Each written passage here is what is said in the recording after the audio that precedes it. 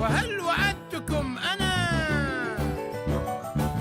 وعدتنا وعدتنا بماذا؟ وعدتنا بحكاية عن ليلى في الغابة وفانوس علاء الدين ومغارة علي بابا. المغارة، افتحوا الستارة. لا أستطيع العثور على الحل. إنه لغز صعب. لكن العم مصلح قال لنا إن إجابته سهلة. هيا بنا نفكر معا كي نعرف الحل. ما هو اللغز مرة أخرى يا فهد؟ يحمل أطنانا من الخشب لكنه لا يحمل مسمارا. ما هذا الشيء؟ لا أدري. هل عرفتم حل اللغز يا أصدقائي؟ إنه صعب جدا. لا نستطيع معرفة الإجابة. نعم، لقد فكرنا في كل شيء. لو فكرتم جيدا لعرفتم الحل كما فعل الشاطر سليم في حكايته. هل عرف شاطر سليم في حكايته حل لغز أطنان الأخشاب؟ لا، بل عرف حل لغز صعب للغاية. احكي لنا حكايته يا عم مصلح. بكل سرور. وقت الحكاية. وعندي البداية. كان يا ما كان في مدينة عربية قديمة، كان هناك شاب ذكي واسع الحيلة اسمه سليم. يبدو أن المنادي سيعلن عن نبأ هام يا صديقي سليم. هيا بنا نذهب لنسمعه. ترى ما هو هذا الأمر يا نديم؟ لا أدري، هيا نقترب منه لنعرف. يا أهل المدينة الكرام، لقد قررت أميرتنا سمية تنفيذاً لوصية والدها الملك الراحل سيف الدين أن تتزوج من الرجل الذي سيستطيع الاختباء من مرآتها العجيبة. يا لها من فرصة لن تتكرر. كل ما عليك هو أن تنجح في الاختباء من المرآة وتتزوج من الأميرة سمية. هي فرصة رائعة، ولكنها أيضا مستحيلة. لا شيء مستحيل على العقل والتفكير يا صديقي. نعم، ولكن ألا تعرف أمر هذه المرآة؟ لا، ما هو؟ إنها مرآة عجيبة تكشف مكان الشخص مهما حاول الاختباء. ولكن الأمر ما زال يستحق المحاولة. هل تظنين أنني سأجد هذا العريس؟ لا شيء مستحيل يا مولاتي الأميرة سمية. نعم، ولكن أمر هذه المرآة غريب، فهي تستطيع أن تكشف مكان أي إنسان في الدنيا. اسأليها عن مكان أي شخص تعرفينه. هيا جربي. حسناً يا مولاتي. أيتها المرآة العجيبة، هل تعلمين أين مكان والدتي؟ إن والدتك الآن في السوق. ما هذا؟ إنني أرى والدتي وهي تعمل في السوق. يا لها من مرآة.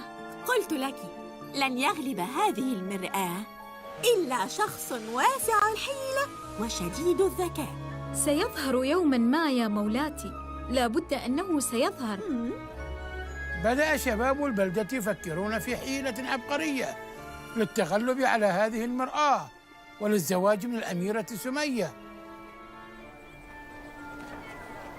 أنا لدي مكان للاختباء لن يجدني فيه أحد. سأتغلب على المرآة العجيبة. حسناً أيها الشاب، أمامك مدة من الآن حتى الغد للاختفاء من المرآة. هل تظن أنه سينجح يا سليم؟ ربما.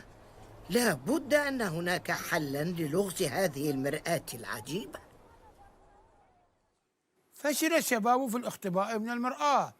منهم من اختبأ تحت القش، وصعد آخر فوق الجبل، واختبأ آخر في أعماق البحر.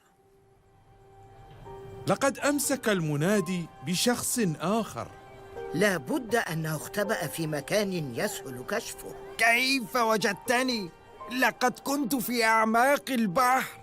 لقد رأتك الأميرة سمية في المرآة وأخبرتنا بمكان اختبائك. لقد كشفته المرآة حتى وهو يختبئ في أعماق البحر. نعم، لقد سمعت. وهل ما زلت تنوي تحدي هذه المرآة العجيبة؟ سأفعل، ولكن عندما أكتشف لغز هذه المرآة. أيها المنادي.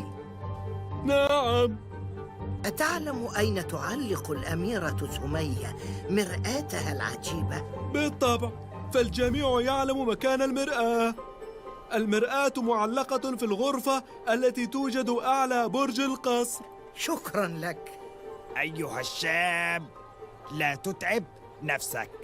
أعتقد أنه من المستحيل الاختباء من المرآة.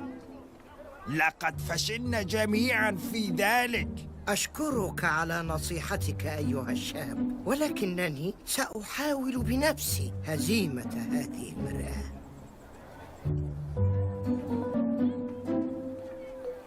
يا أهل البلدة، لقد قررت أنا الشاطر سليم أن أتحدى المرآة العجيبة، وسأختبئ منها حتى أتزوج بالأميرة سمية.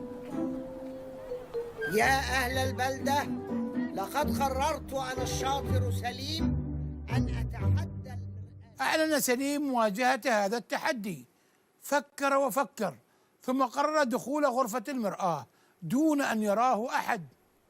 لقد أعلن شاب يدعى سليم قبوله التحدي. ويجب علينا أن نسأل المرآة عن مكانه. هيا نفعل إذن. أيتها المرآة العجيبة، هل تعلمين أين يختبئ هذا الشاب؟ أخبريني. أيتها المرآة، أسألك، أين يختبئ الشاب سليم؟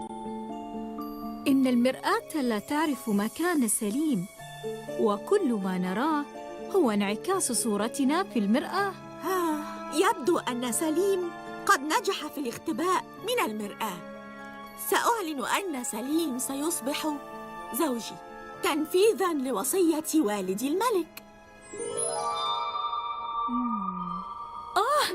من هذا يا مولاتي؟ ماذا؟ هل أنت الشاطر سليم؟ نعم يا مولاتي الأميرة، لقد كنت أختبئ في هذا الدولاب، فقد استنتجت أن الحل الأمثل للاختباء من المرآة سيكون في نفس المكان الذي توجد فيه، وهذا سيجعلها مرآة عادية. يا لك من شاب ذكي. شكراً يا مولاتي. وهكذا تغلب الشاطر سليم على اللغز الذي ظنه الجميع مستحيلاً، وتزوج الأميرة سمية، وعاشا حياة سعيدة ومبهجة. إذن يا عم مصلح، لكل لغز حل مهما بدا صعباً. يجب أن نفكر في حل اللغز مرة أخرى يا أصدقائي. يحمل أطناناً من الخشب، لكنه لا يحمل مسماراً. السفن تصنع من الخشب، والحديد يغطس في الماء. الماء. الإجابة الماء. أحسنتم يا أصدقائي، والآن عرفتم أنه لا شيء مستحيل مع التفكير. نعم. لقد تعلمنا الدرس يا عم مصلح.